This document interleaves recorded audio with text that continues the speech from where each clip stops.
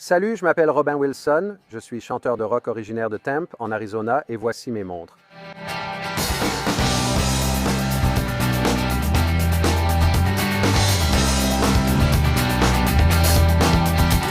Ravi de vous rencontrer, monsieur Teddy Baldassar. Un plaisir. Donc, il y a 2 ans, vous veniez en ville pour un concert et nous avons pu prendre contact, discuter un peu plus de montres par message et nous avons commencé à dire « Hey, on devrait juste s'asseoir ensemble, regardons votre collection parce que j'aimais votre goût. » Vous avez une vision éclectique des choses et je pense que cela vient de votre parcours dont j'aimerais aussi parler. Donc, le chanteur des Gin Blossoms, j'adore votre groupe. Et d'abord, pour commencer, parlez un peu de votre parcours dans la musique, mais où cela a-t-il commencé? Et ensuite, comment ce lien avec les montres s'est-il fait? Eh bien, nous avons formé notre groupe en 1988 à Tempe, en Arizona, et nous avons eu un grand succès sur la scène locale. Puis nous sommes allés au South by Southwest. Les maisons de disques ont commencé à s'intéresser à nous inviter à dîner et ce genre de choses. Nous avons signé chez IM Records en 1990 et nous avons eu notre premier succès à la radio à l'été 93. Et depuis, nous sommes en tournée. Donc, vous savez, c'est vraiment un coup de chance d'avoir un disque à succès. Quand vous faites un disque, vous essayez de faire le meilleur disque possible. Vous voulez qu'il soit génial, mais la plupart du temps, vous êtes juste concentré sur ce que vous faites, pas sur ce que ça pourrait potentiellement devenir. On ne pensait pas avoir un disque à succès. Certains de nos groupes préférés étaient, par exemple, The Replacements. Et nous n'aurions jamais imaginé pouvoir vendre plus que nos héros. Donc, c'est un peu un coup de chance. Beaucoup de choses doivent s'aligner pour avoir un disque à succès. Il faut être bon, il faut avoir les chansons.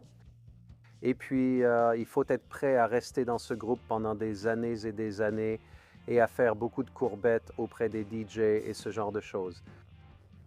Beaucoup de gens voient dans le côté glamour de votre métier et de la musique, mais il y a aussi un côté difficile. N'est-ce pas? C'est surtout un travail difficile. La plupart du temps, nous voyageons. Je voyage probablement. En moyenne 12 heures pour chaque heure que je passe sur scène. Oh, wow! Donc, on fait entre 80 et 100 spectacles par an. Et donc, je suis à l'aéroport, vous savez, environ 140 fois par an ou quelque chose comme ça. Ce sont surtout des voyages et beaucoup de travail. Il y a 15 ans, vous avez dit avoir commencé à vous intéresser aux montres. Pourquoi et qu'est-ce qui vous a attiré? Eh bien, mon meilleur ami et moi, nous étions en voyage et nous avons décidé que nous allions acheter des montres à l'aéroport de Hong Kong, qui ressemble à une sorte d'immense centre commercial dédié aux montres. Hong Kong est la plaque tournante de l'horlogerie. Et on s'est dit, allons acheter des montres. Donc, tu sais, j'ai commencé à regarder les Hamilton tout de suite. Et j'ai acheté une magnifique montre habillée Hamilton et je l'ai tout de suite adorée. C'est vraiment ça qui a déclenché mon intérêt. Alors j'ai commencé à m'intéresser à d'autres montres et j'ai tout de suite été attiré par la Speedmaster. Et une fois que j'ai eu une Speedmaster, je me suis vraiment senti adulte. Et je ne sais pas, je suis là-dedans depuis ce moment-là. Donc vous savez, je ne vais pas trop loin. Ma collection n'est même pas vraiment une collection. Vous savez, j'ai beaucoup de vestes, mais je ne dirais pas que je collectionne les vestes. Mais quel est le principe directeur, cependant, lorsque vous cherchez à, disons, acquérir, collectionner, peu importe le terme que vous voulez utiliser, qu'est-ce que vous prenez en compte et qu'est-ce qui attire généralement votre attention? Eh bien, si c'est juste pour la fonctionnalité, vous savez, je fais beaucoup d'activités en plein air. Je fais beaucoup de randonnées, donc j'ai des G-Shock. Pour ça, j'adore avoir un altimètre sur la montre. Mais si c'est pour la scène, tu sais, c'est pour essayer de se sentir cool. Tu sais que je le sois vraiment ou pas, ce n'est pas important. Ce qui compte, c'est que je me sente cool et que je monte sur scène avec confiance. Une partie, c'est le côté tape à l'œil. Ouais. Alors, passons peut-être à certaines de tes montres. Tu as mentionné Hamilton et tu as parlé de Flash. Je pense qu'une combinaison de ces 2 idées nous amène probablement directement à cette montre. Pourquoi ne nous en dis-tu pas un peu plus? Oui, l'Aventura est vraiment cool et j'adore cette version. L'esthétique rétro-futuriste du milieu du 20e siècle est tout simplement géniale. Elle rend super bien sur scène. Quand tu achètes une montre, tu veux pouvoir la porter. Tu en mets beaucoup sur scène, tu as porté presque toutes celles-ci, oui ou non? Pas toutes. La plupart, oui. Certainement toutes les montres mécaniques ont été portées sur scène. Et pour la Ventura, qu'est-ce qui t'a attiré d'autre dans ce design? Je veux dire, il y a évidemment ce lien avec Elvis qui est toujours associé à cette pièce. Oui, il y a ça, mais je n'ai jamais été le plus grand fan d'Elvis, mais il est un peu le chanteur de rock originel. Donc, tu sais, suivre sa trace, ce n'est pas une mauvaise chose. C'est surtout l'esthétique du milieu du 20e siècle, les lignes. Celle-ci a, je crois, été conçue en 1959, À la fin des années 50. qui était, je crois, la même année où Gibson a sorti l'Explorer et la Flying V, qui ont vraiment un style très similaire, Yeah, I could totally retro, see the flying V. So esthétique futuriste. Et vous savez, en 59, c'est à ça qu'ils imaginaient que le futur ressemblerait. Et c'est vraiment ça qui m'a attiré. J'adore l'esthétique du milieu du 20e siècle. Je collectionne des luminaires et des meubles de cette époque. Et c'est vraiment ça qui m'a séduit de la forme unique. Il y a tellement de surfaces polies là-dessus. Ça saute vraiment aux yeux sur scène. Et il y a quelques années, on jouait dans un festival. Et je traînais avec mes amis de Collective Soul et ils portaient tous des Ventura assortis. Alors j'ai échangé avec Jesse, le guitariste, je lui ai donné ma Monaco et j'ai porté sa Ventura pendant 3 jours et j'ai juste adoré. Et ces gars-là, ils ont tous celle en or qui est un peu squelettisée. Et ça, ce n'était pas pour moi, mais ce style me parle vraiment. Le noir avec les accents rouges. C'est clairement mon schéma de couleur préféré. Et oui, dès que j'ai porté celle de Jessie pendant 3 jours, j'ai décidé que j'allais en acheter une. Portais-tu souvent cette montre sur scène? Tout l'été dernier, Tout cet été-là, hein? c'était ma montre de prédilection toute l'année dernière. Parce que ma Monaco était en révision et ma Speedmaster aussi. Alors je me suis dit, il me faut quelque chose de fun, de flashy pour la scène cet été. Donc voilà. Ventura, très sympa. Tu as aussi plusieurs G-Shock et tu fais de la randonnée. Tu es sûrement la première personne que j'entends vraiment demander un altimètre comme fonctionnalité sur ta montre. C'est génial que tu utilises tes montres comme prévu. Je n'ai pas vraiment besoin de l'altimètre. C'est juste amusant à vérifier parfois, mais je voulais quelque chose de solide, avec l'heure universelle, des alarmes, etc. Encore une fois, le schéma de couleur rouge et noir, le G-Shock Rangeman, je pense que c'est le design de G-Shock le plus badass. Il est vraiment trop cool. On dirait qu'il sort tout droit d'un film de science-fiction des années 90. Il est tellement cyberpunk et il est énorme à mon poignet, mais je l'adore. Tu as aussi 2 modèles différents de Rangeman. Oui, celui-là, je l'ai eu il y a environ 1 an parce que quand j'ai vu la version entièrement noire, je l'ai trouvé encore plus classe que celle-ci. Je fais beaucoup de randonnées. Je travaille avec la Love Hope Strength Foundation, une association caritative. Nous collectons des fonds grâce à ces grandes randonnées. Et dans seulement quelques semaines, je vais en Espagne. Nous allons marcher 100 km sur le Camino. Et donc, celle-ci va parcourir quelques kilomètres prochainement en Espagne. Celle-ci en particulier a déjà atteint le sommet du Kilimandjaro. C'est incroyable. Elle a été au camp de base de l'Everest. Ah, donc tu ne fais pas que des randonnées tranquilles, tu vas à fond. J'en ai fait quelques-unes. Ce n'est pas vraiment de l'ascension en montagne ni de l'alpinisme, c'est plutôt du trekking assez engagé, tu vois. Je traverse les parcs métropolitains près de chez moi. Pour moi, c'est un peu plus vallonné que plat, donc c'est déjà pas mal pour moi. Ouais. Ouais, c'était vraiment des randonnées sérieuses. Et donc, ouais, celui-là, je l'ai beaucoup porté, je l'ai même souvent porté sur scène.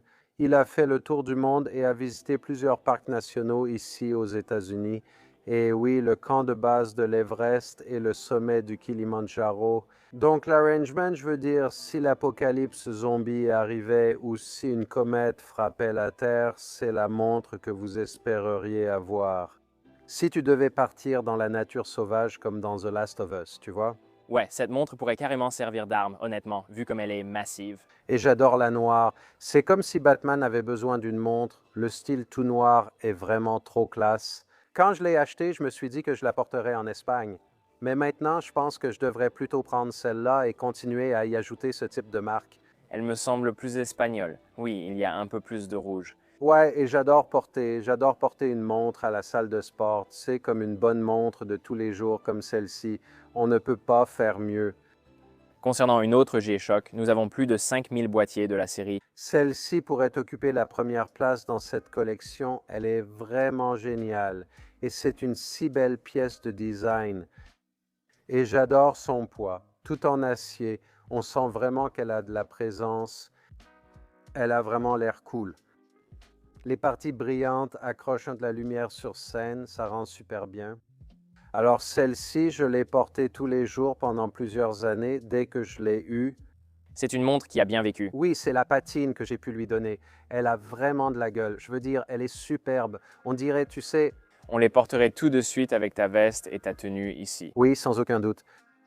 Mais oui, je pense que si je ne pouvais en garder qu'une, ça se jouerait probablement entre cette G-Shock et la Speedy.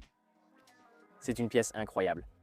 Regardons maintenant une Seiko SSC, un chronographe solaire de plongée de la gamme Prospex. Peux-tu nous en dire plus? Je l'adore parce qu'elle a la lunette de plongée et la fonction chronographe. Donc, c'est super utile. Et encore une fois, le schéma de couleur rouge et noir, c'est juste magnifique. Et tu sais, j'adore l'utiliser. Encore une fois, je fais du sport tout le temps. J'adore pouvoir chronométrer deux choses en même temps.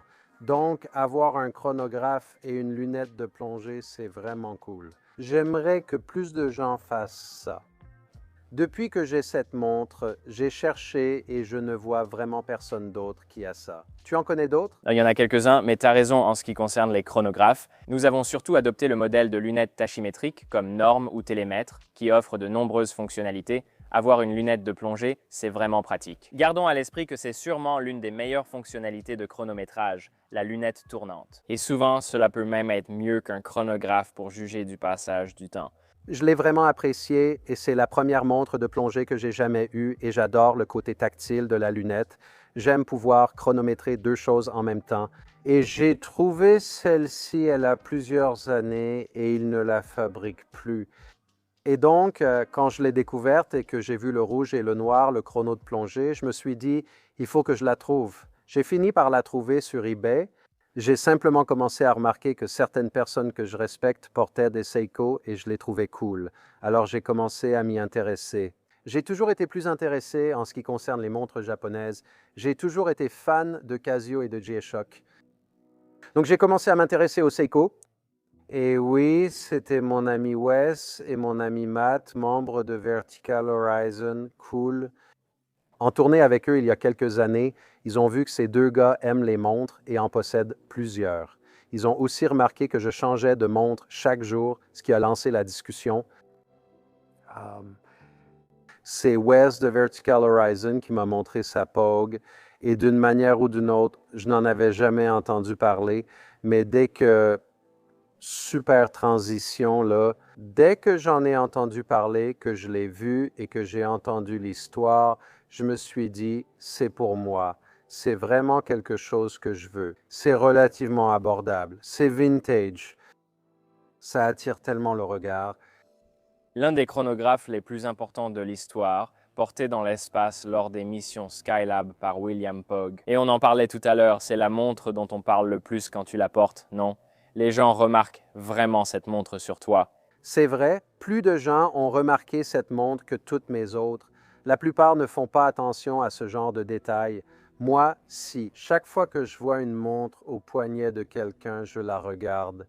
Mais oui, quand j'ai entendu l'histoire de cette montre, j'ai su qu'il m'en fallait une. Et tu sais, quand j'étais enfant, les astronautes étaient les idoles de tous les enfants. Tu sais, on buvait du Tang et tu sais, on voulait être comme eux. Et c'est pour ça que j'ai eu un lien si fort avec la Speedmaster. Quand j'ai eu une Speedmaster pour la première fois, je me suis senti tellement bien et j'étais tellement fier.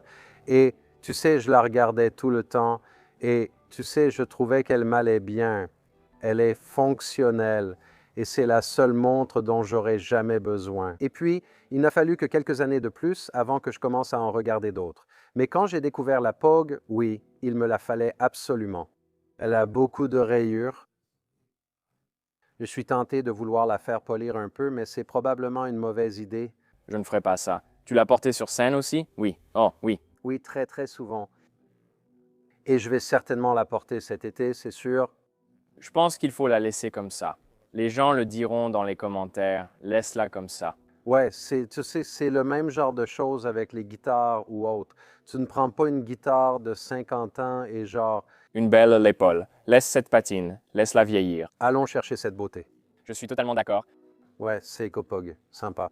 Et puis tu as mentionné les Speedmaster. Tu as ça et je remarque aussi une tendance. Tu aimes beaucoup les chronographes. Oui, c'est vrai. J'aime me chronométrer pour différentes tâches ou quoi que ce soit. C'est juste amusant. La Speedmaster a été ma première. Et ce n'est pas tellement parce que c'est un chrono. C'est surtout le look général de la Speedy, ce style des années 50, la connexion avec la NASA, tout ça. Ça m'a reconnecté à mon enfance et m'a donné l'impression d'être un adulte. C'est vraiment ce que cette montre a fait pour moi. Et ces autres chronos sont amusants, mais je n'achète pas, enfin, je n'ai pas pris la Monaco parce que c'est un chrono. Je l'ai prise à cause du boîtier incroyable, parce qu'elle a vraiment un look génial et l'esthétique du milieu du siècle dernier, et c'est tout ce que tu peux faire pour te donner l'impression d'être Steve McQueen. Et tu sais, C'est une façon facile d'y tomber, c'est sûr. Donc tu as deux Moonswatches et tu avais aussi une Speedmaster. Et puis parlons aussi de cette histoire à propos de la Speedmaster parce que c'est quelque chose que tu viens tout juste d'offrir à quelqu'un de spécial dans ta vie. Alors explique-moi à quoi servent les Moonswatches, qu'est-ce qui t'a intéressé chez elles, et puis aussi la Speedmaster. Tu as déjà expliqué pourquoi elle t'intrigue autant, mais dis-moi en plus sur la raison pour laquelle cette montre a maintenant été transmise à quelqu'un d'autre. eh bien, je viens tout juste d'offrir ma Speedmaster à mon frère Lance, Highlands, et c'est tout simplement quelqu'un pour qui j'ai énormément de respect et que j'aime. Et je voulais qu'il ait une vraie montre, une montre de luxe, et j'ai cherché pendant des mois pour voir si je pouvais lui en trouver une d'occasion. Et puis finalement, j'ai juste décidé, non, je vais simplement lui donner la mienne, tu sais, et il va finir par la rendre à mon fils. Donc, ce sera cool qu'elle ait appartenu à nous trois à un moment donné. Cette montre, je l'ai tellement portée et je la mettais partout, à la salle de sport, dans les skateparks. Je l'ai un peu abîmée en tombant avec mon skateboard et j'en étais tellement fier. Je me disais, regarde cette rayure, tu vois. J'ai abîmé une Speedmaster en faisant du skateboard et tu te dis, ouais, c'est plutôt cool. Mais oui, je viens de donner ma Speedy à mon frère. Je sais qu'il en profite beaucoup. Et les Moonswatch, c'est un peu ce qui me permet de satisfaire cette envie. Elle a la même esthétique et la même fonctionnalité. Ce n'est évidemment pas la même chose, mais c'est tellement amusant de la porter à la salle de sport, à l'épicerie et tout ça. Tu en as deux. J'adore.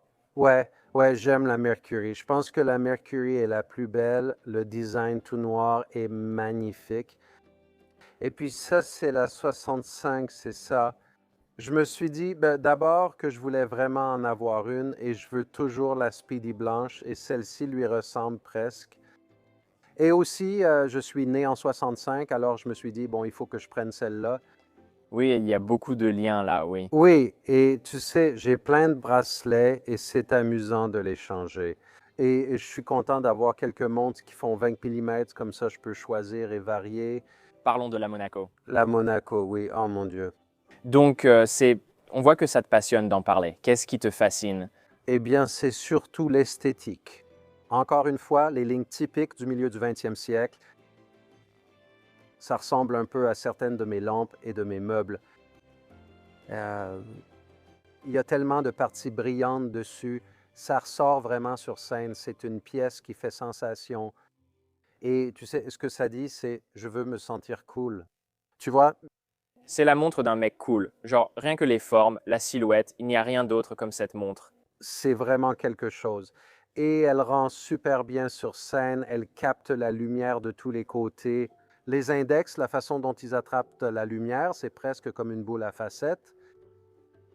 Et oui, ça me donne juste l'impression d'être cool. J'ai en fait un portrait encadré de Steve McQueen portant cette montre dans ma cuisine.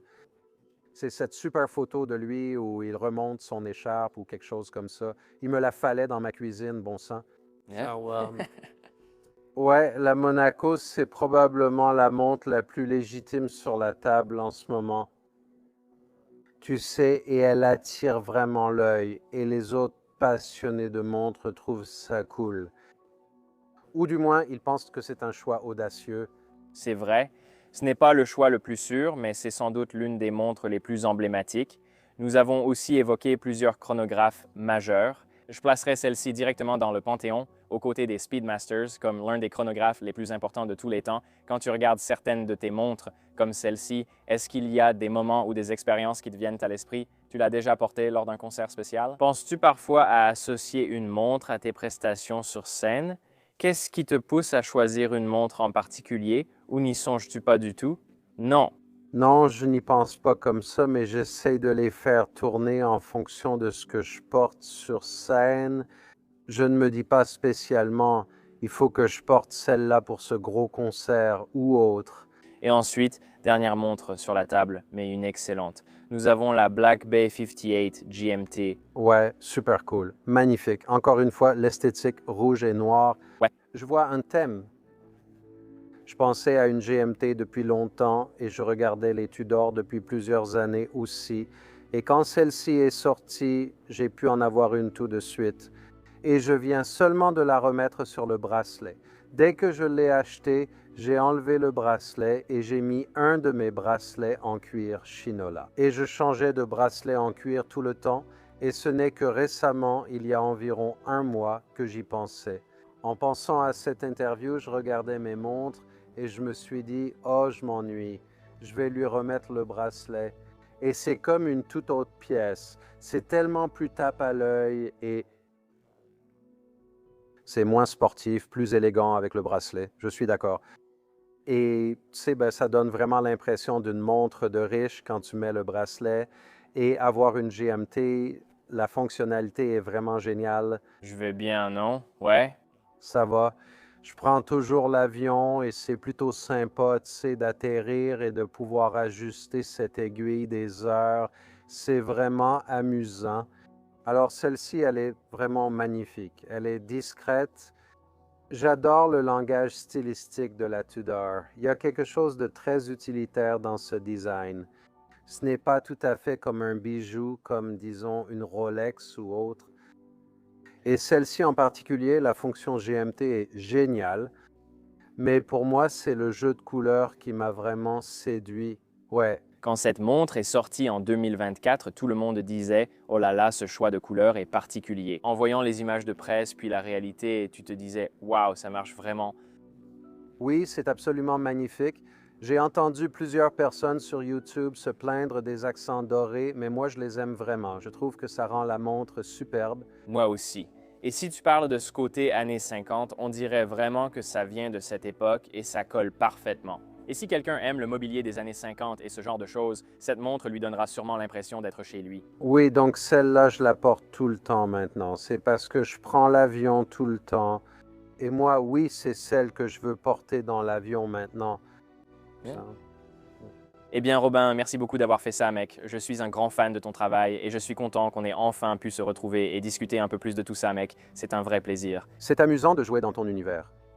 Je ne peux pas jouer dans ton univers, alors amuse-toi dans le mien. Peut-être cet été, si on joue près d'ici, tu pourras venir au spectacle. Ouais, je serai dans les gradins par contre. Je ne serai pas sur scène.